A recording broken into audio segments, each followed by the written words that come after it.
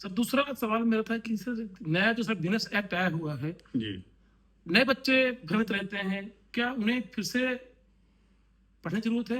IPC से जो थी उसी में चेंजिंग है, केवल नाम बदला है। जी जी, बहुत बढ़िया प्रश्न आपने किया। ये भी एक बड़ी समस्या है।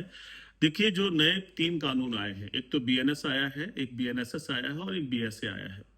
तो हमारी आपसे भी पहले भी बात हुई थी कि मैं इस दिशा में निःशुल्क अधिवक्ताओं के लिए कुछ करना चाहता हूं, और मैं उसके लिए उनके अध्ययन के लिए भी निःशुल्क सुविधा कराऊंगा। सारी चीजें मैंने आपसे बताई थी, आपने मुझसे कहा था कि इस पर काम किया जाए।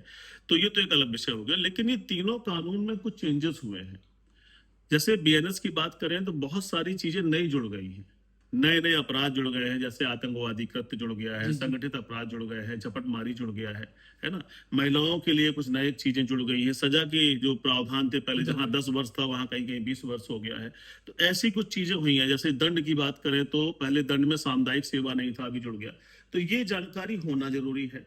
दूसरा, आज के समय में सबसे बड़ी बात क्या है कि वीडियो का रोल बहुत बड़ा हो गया है। यानी सब कुछ रिकॉर्डेड मेथड में जो आ रहा है, साक्ष्य के तौर पे साक्ष्य को जो है मजबूत करने की बात, ताकि कल के दिन वादी ना बदलने पाए, प्रतिवादी ना बदलने पाए, लोग हॉस्टाइल ना विपक्षी ना बदलने पाए, हॉस्टाइल ना होने पाए। और साथ में पुलिस के लिए भी बहुत अच्छी बात आ गई है कि वो उसके माध्यम से कौन विवेचक है, कौन विवेचना कर रहा है, वो सारी चीजें ऑनलाइन चली जाएंगी। तो ये एक नया पैटर्न है जो पहले नहीं था। तो ये 1 जुलाई 2024 से जो कानून लागू हुआ है, तो प्रक्रिया विधि में भी संशोधन है, साथ में आपके दंड विधि में भी संशोधन है, और साक्ष्य विधि में भी संशोधन है। और तीनों को पढ़ना बहुत जरूरी है। हाँ, अब पुराने लोगों के लिए पढ़ना थोड़ा आसान होता है, इसलिए आसान होता है क्योंकि उनका पहले से बेस बना हुआ है।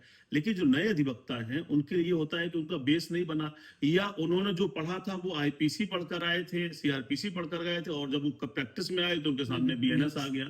तो थोड़ा सा डिफिकल्टी है इसमें। हम लोग भी पूरा सहयोग प्रदान करेंगे, आपके माध्यम से चीजों को आगे बढ़ाएंगे ताकि हम और जागरूकता फैला सकें। जो बच्चे सुन पा रहे हैं, नए बच्चे हैं, हम लोग इस पर काम करेंगे। एक टीम गठित की जा रही है, आपको ऑनलाइन ऑफलाइन के माध्यम से फ्री सुविधाएं दी जाएंगी। बिल्कुल पूरा फ्री रहेगा।